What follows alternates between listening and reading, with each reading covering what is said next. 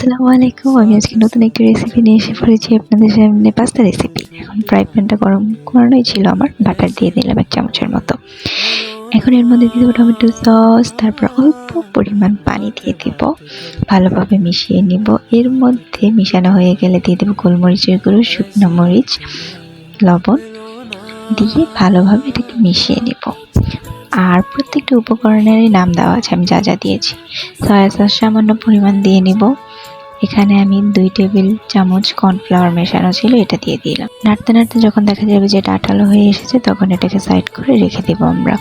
তো আমাদের এই সসটা হয়ে এসেছে, তো আমরা সাইডে নামিয়ে রাখবো। এখন আমি সবজির জন্য ক্যাপসিকাম নিয়ে নিয়েছি। ক্যাপসিকামগুলো স্লাইস করে নিচ্ছি, নিয়ে এটাকে সাইডে রেখে দিচ্ছি। এর মধ্যে আমি এখন চিকেন নিয়ে নিলাম। চিকেনটাকে ছোট ছোট স্লাইস করে নিব। আর একটি পাত্রের মধ্যে গরম পানি ফুটিতে দিয়েছি, তার মধ্যে আমি লবণ আর তেল দিয়ে নিলাম। এখন পাস্তাটাকে এটার মধ্যে দিয়ে দিব সিদ্ধ হওয়ার জন্য। বেশি সিদ্ধ করা যাবে না, তাহলে দেখা যাবে যে পাস্তাটা নরম হয়ে গেছে, খেতে মজা লাগবে না। একটা ফ্রাই প্যানের মধ্যে তেল দিয়ে দিচ্ছি। এর মধ্যে পরিমাণ মতো আমি আদা, রসুন, পেঁয়াজ দিয়ে নিলাম। ভালোভাবে নেড়ে চেড়ে এটা যখন লাল হয়ে আসবে, তখন এটাকে মধ্যে আমি মুরগির মাংসটা দিয়ে নেব। এখন এটা নেড়ে চেড়ে লবণ দিয়ে দিলাম। লবণ আর গোলমরিচ দিয়ে দিয়েছি। ভালোভাবে নেড়ে চেড়ে এটাকে মিশিয়ে নিব। মিশানো হয়ে গেলে এর মধ্যে দিয়ে দিচ্ছি নুডলসের মশলা, যেটা আমরা বাজারে নুডলসের সাথে পাই।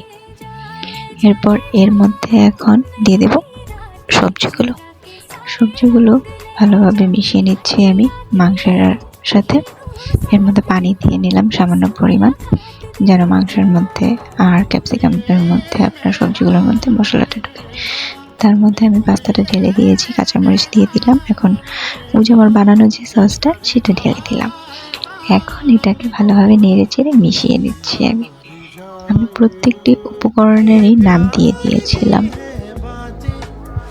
এখন এটাকে ভালোভাবে মেশানো হয়ে গেলে, যখন দেখবেন হয়ে এসেছে, তখন এটা আমি কাচের একটা পাত্র নিয়ে নিয়েছি, আপনারা যে কোনো একটা বাটি নিলেই হবে। এর মধ্যে দিয়ে দিব এখন আমি চিজ, আর আমার সবচেয়ে ফেভারিটটি চিজ। চিজটা সুন্দর মতো দিয়ে নিচ্ছি। যে কোনো চিজ দিলেই হবে, আপনার যে কোনো শপ থেকেই চিজ কিনতে পাওয়া যায়। এখন আমি একটি পাত্রের মধ্যে একটি স্ট্যান্ড বসিয়ে ঢাকনা দিয়ে ঢেকে পাত্রটা হালকা একটু গরম করে নিয়েছিলাম।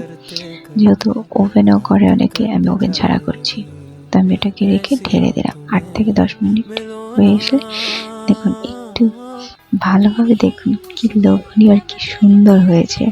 মনেই হবে না যে আপনি এটা ঘরে বানিয়েছেন। এরকম পাস্তা আপনারা ঘরে বাচ্চাদের জন্য বানিয়ে দিতে পারেন, তারা খেয়ে খুব মজা পাবে। সো বাসায় ট্রাই করবেন। আল্লাহ হাফেজ, ভালো থাকবেন।